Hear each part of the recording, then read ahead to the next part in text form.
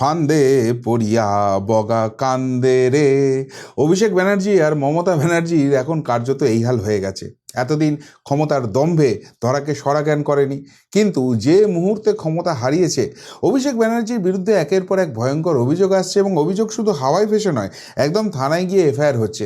এবং যে যে ধারায় অভিষেক ব্যানার্জি ঘিরছে তাতে কোমরে দড়ি পরে যে কোনো দিন জেলের ভাত খেতে হবে, এটা একদম নিশ্চিত হয়ে যাচ্ছে। এদিকে যখন অভিষেক ব্যানার্জির এই হাল, তখন মমতা ব্যানার্জির ঘুম আবার অন্যদিকে ছুটে গেছে। রাজ্যপাট তো গেছেই, এখন সবেধন নীলবনি বলতে পড়ে আছে পুরসভা আর পঞ্চায়েতগুলো। সেটাও কি আর হাতে থাকবে না?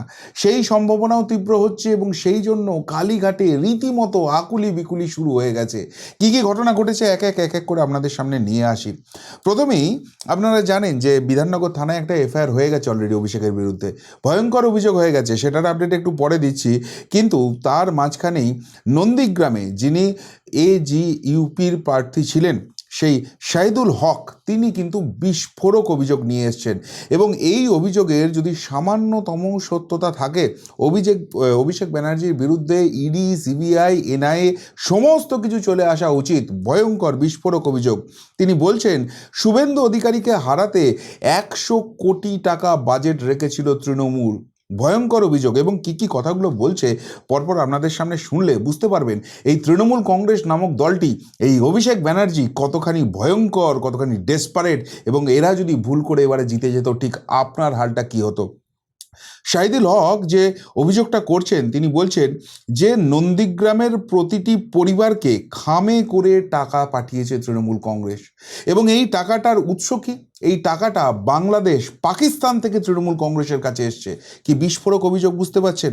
তিনি বলছেন যে অভিষেক ব্যানার্জির কোমরে দড়ি পরিয়ে ইডি, সিবিআই দিয়ে ইমিডিয়েটলি তদন্ত শুরু করা উচিত। কি করে এই টাকাটা হয়েছে, কোথা থেকে তিনি জেনেছেন? তিনি বলছেন যে আইপ্যাকের কর্মীদের মাধ্যমে এই টাকাটা নন্দীগ্রামে বিলি করেছে, এবং তিনি যখন ডোর টু ডোর ক্যাম্পেইনে গিয়েছিলেন, জনতার কাছ থেকে তিনি শুনেছেন যে তৃণমূল কংগ্রেসের তরফ থেকে প্রতিজনকে বা প্রতি পরিবার পিছু 1 থেকে 5,000 টাকার করে খাম পৌঁছে গেছে, এবং সেই জন্য নির্বাচন লড়তে গিয়ে তিনি ভয়ঙ্কর অসুবিধার মুখে পড়েছেন। এই রকম জায়গার নিরসন ঘটা উচিত, এবং সেই জন্য এই বিস্ফোরক অভিযোগ নিয়ে এসছেন। তার মানে বুঝতে পারছেন এই শুভেন্দু অধিকারী এই তৃণমূল কংগ্রেসের কাছে, এই পিসি ভাইপোর কাছে ঠিক কতখানি আতঙ্কের নাম ছিল। এরা বড় বড় ফুটানি কি করতো, এদের আসলে জনভিত্তি বলে কিচ্ছু ছিল না। টাকা দিয়ে পুরো নির্বাচনটা কিনে নিতে চেয়েছিল। শুধুমাত্র নন্দীগ্রামে টাকা বিলির জন্য যদি কেউ 100 কোটি টাকা খরচ করে থাকতে পারে, তাহলে চিন্তা করুন সামগ্রিকভাবে এই নির্বাচনটার জন্য কত টাকা খরচ করেছে এই তৃণমূল কংগ্রেস। এবং সেই টাকাটার সোর্স বলা হচ্ছে বাংলাদেশ এবং পাকিস্তান। বিস্ফোরক ব্যাপার। দেশ বিরোধী শক্তি এখানে কাজ করছে। ইমিডিয়েটলি এই শাহিদুল হকের সঙ্গে কথা বলে ইডি, সিবিআই, এনআইএ সমস্ত কিছু ইনিশিয়েট করা উচিত, কিন্তু এই জায়গাটা আজকের পর স্পষ্ট হয়ে যাচ্ছে। অন্যদিকে ওই যে যেটা বিধাননগর সাইবার ক্রাইমে যে অভিযোগটা হয়েছে, আপনারা জানেন যে বাগুইআটির বাসিন্দা সমাজকর্মী রাজীব সরকার যে এফআইআর করেছে, সেখানে কিন্তু মারাত্মক সব ধারা লেগে গেছে। এবং সেই ধারাগুলো সম্বন্ধে আমি একটু খোঁজখবর নিচ্ছিলাম। পুলিশ কিন্তু ওই এফআইআরটা পাওয়ার পর চুপ করে বসে নেই। ওই এফআইআরটা ইমেলে পাঠানোর পর পুলিশ কিন্তু সেই জায়গা থেকে এটাকে শতপ্রণোদিত একটা মামলা করেছে, এবং ইতিমধ্যেই নন্দীগ্রাম থেকে আরামবাগ 4টি সবার ভিডিও পৌঁছলো পুলিশের হাতে। অমিত শাহকে হুঁশিয়ারি দিয়ে চরম বিপাকে অভিষেক বন্দ্যোপাধ্যায়। ওই যে এফআইআরটা করা হয়েছে, সেখানে 4টি পার্টিকুলার সবার কথা বলা হয়েছে, এবং প্রত্যেকটার যে এভিডেন্স, সেটা কিন্তু অভিষেক ব্যানার্জির যে অফিসিয়াল সোশ্যাল মিডিয়া পেজ রয়েছে, ফেসবুক আছে, সেখান থেকে লাইভ হয়েছিল, সেখানে কিন্তু রয়েছে। ফলে পুলিশ কিন্তু সেখান থেকে এভিডেন্স কালেক্ট করে নিয়েছে। কোন 4টি জায়গার কথা বলা হয়েছে পার্টিকুলারলি? বলা হয়েছে দক্ষিণ 24 পরগনার মহেশতলা, হুগলির আরামবাগ, নদিয়ার হরিণঘাটা এবং পূর্ব মেদিনীপুরের নন্দীগ্রাম। এই 4 জায়গা থেকে অভিষেক ব্যানার্জি যে কথাগুলো বলেছিলেন, তার পরিপ্রেক্ষিতে কোন কোন ধারা লেগেছে, 6খানা গুরুত্বপূর্ণ ধারা সেখানে যোগ করা হয়েছে। এবং সেখানে সম্মিলিতভাবে যদি সেখানে দোষী প্রমাণিত হয় অভিষেক ব্যানার্জি, আগামী 20 বছর তাকে জেলের বাইরে থাকতে হবে না। কি কি ধারা লাগানো হয়েছে? 192 ভারতীয় ন্যায় সংহিতায় বিএনএসের 192 ধারা, অর্থাৎ সোজা কথায় দাঙ্গা লাগানোর চেষ্টা, সেটার জন্য 1 বছরের জেল এবং তার সঙ্গে জরিমানা হতে পারে। এরপর তাকে যে ধারাটা দেওয়া হয়েছে সেটা হচ্ছে 196, বিএনএসের 196 নম্বর ধারা। সেটাকে কি বলা হচ্ছে? দুটি গোষ্ঠীর মধ্যে শত্রুতা লাগানো, যার জন্য 5 বছরের জেল এবং জরিমানা হতে পারে। এরপর তাকে দেওয়া হয়েছে 351(2), মানে 351 বিএনএস ধারার 2 নম্বর উপধারা তাকে দেওয়া হয়েছে। সেটার মানে হচ্ছে প্রাণ বা সম্পত্তি নষ্টের চেষ্টা, যেটার জন্য 2 বছরের জেল এবং জরিমানা হতে পারে। তাকে দেওয়া হয়েছে 351 1 সি, মানে 351 ধারার 1 নম্বর উপধারার সি উপধারা। সেখানে বলা হচ্ছে ইচ্ছাকৃতভাবে ব্যাপক ক্ষয়ক্ষতির চেষ্টা করা, এটার জন্য 2 বছরের জেল এবং জরিমানা হতে পারে। এর সঙ্গে তাকে দেওয়া হয়েছে 123 নম্বর ধারা, যেটা বিষ বা ভয়ঙ্কর ড্রাগের ব্যবহার করার চেষ্টা, সেইটার একটা অভিযোগ এসছে, যেটার জন্য 10 বছরের জেল এবং জরিমানা হতে পারে। এবং 125 নম্বর বিএনএসের 125 নম্বর ধারা, অর্থাৎ লোকের জীবন বিপদে ফেলে দেওয়ার চেষ্টা, যার জন্য 3 বছরের জেল এবং 10,000 টাকা পর্যন্ত জরিমানা হতে পারে। বিএনএসের এই ধারাগুলো যেখানে হয়েছে এবং সেটাকে যখন পুলিশ ইনিশিয়েট করেছে, পুলিশ এটা নিয়ে তদন্ত শুরু করে দিয়েছে, তার এভিডেন্স কালেক্ট করছে, তার মানে অভিষেক ব্যানার্জিকে খুব তাড়াতাড়ি এবার পুলিশের তরফ থেকে ডাকানো হবে।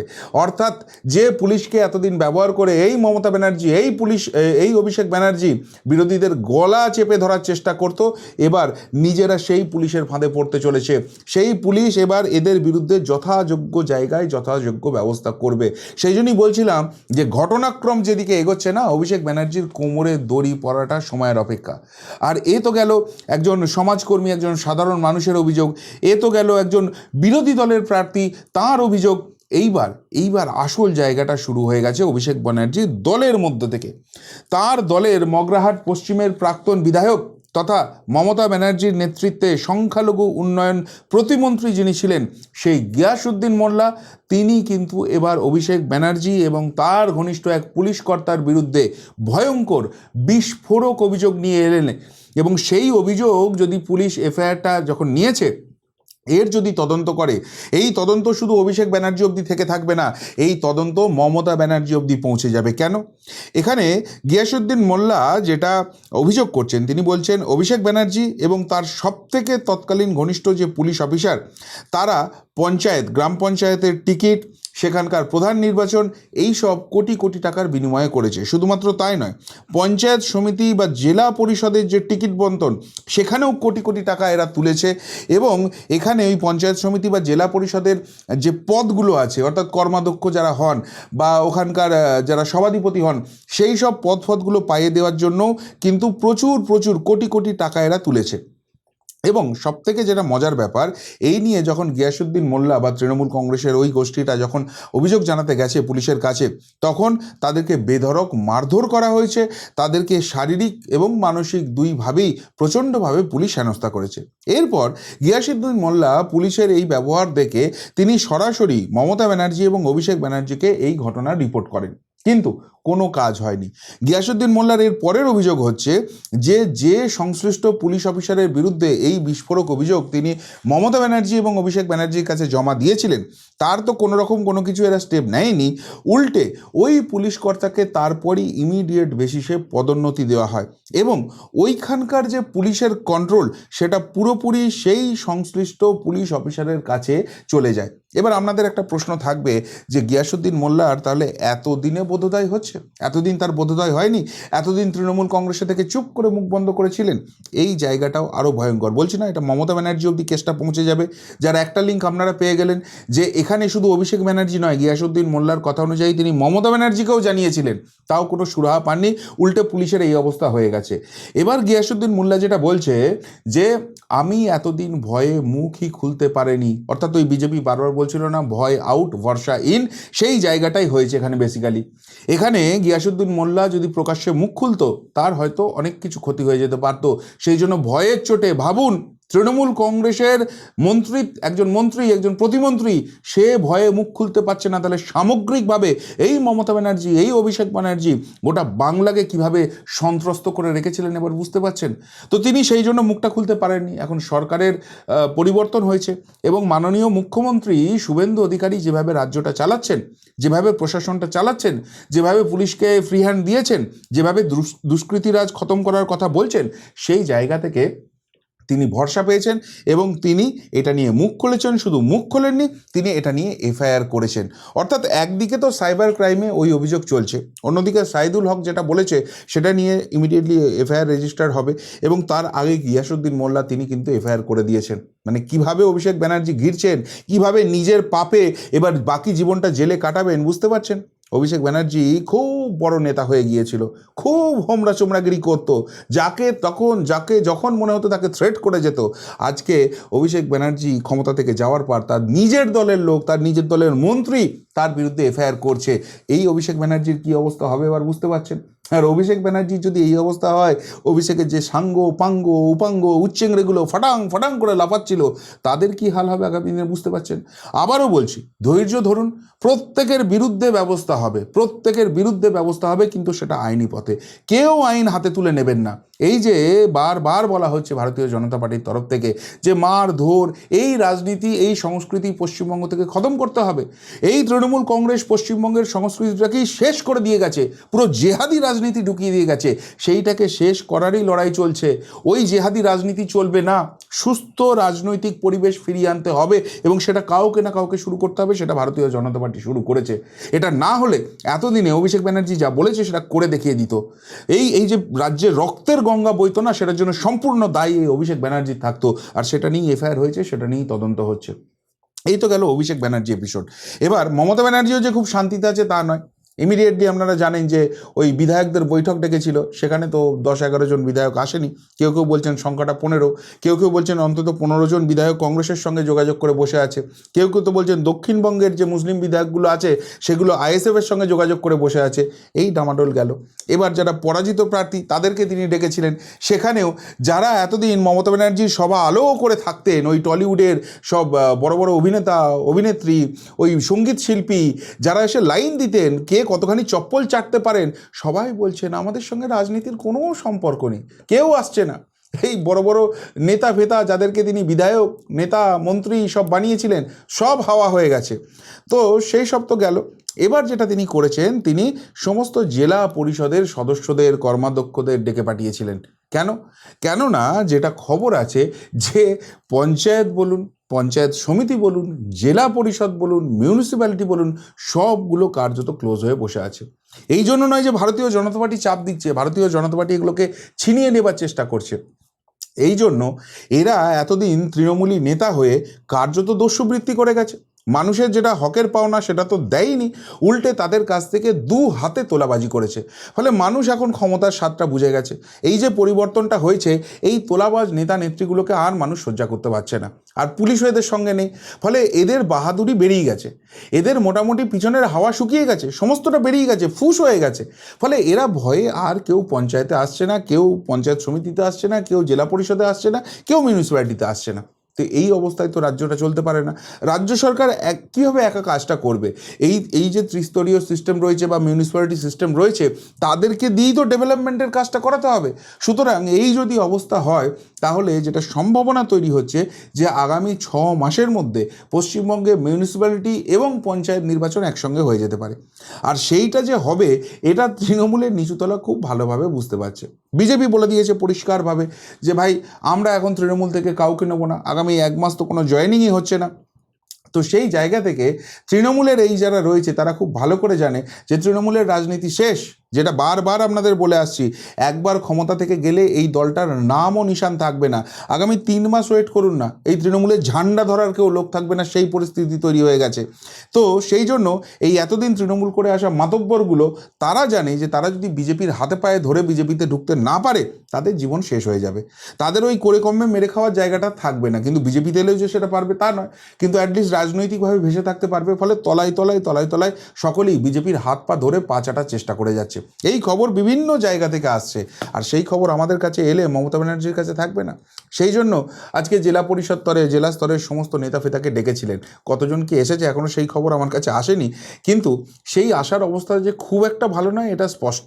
কেননা পুরুলিয়া থেকেই যেটা জানা যাচ্ছে যে ওখানে প্রায় 24-25 জন তারা হাফিস হয়ে গেছে, তারা ধারে কাছেই আসছে না। শুধু পুরুলিয়া নয়, এটা মুর্শিদাবাদ বলুন, এটা মালদা বলুন, এটা বীরভূম বলুন, সব জায়গাতে এক চিত্র।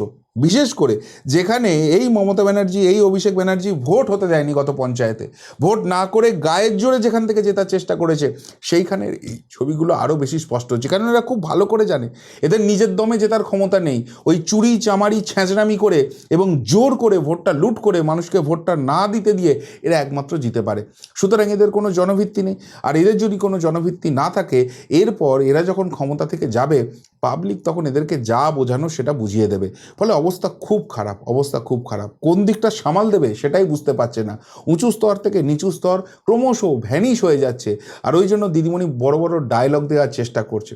আমি নাকি সোনার মতো ছেলেদের নিয়ে দল করব, আমি নাকি গিয়ে পার্টি অফিস রং করে দেবো। আরে যান না, দুটো করে দেখান না, অত বড় বড় বাতেলা ঝাড়ছেন।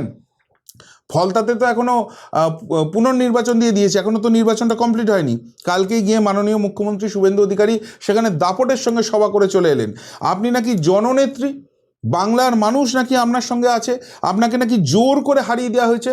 এইসব বগলমবাজি ছেড়ে ফলতা একবার যান, মানুষের মাঝখানে একবার দাঁড়ান, জনতার মাঝখানে আপনার ভাইপোটাকে একবার পাঠান, দেখি কত আপনারা বড় বড় নেতা, বড় বড় নেত্রী।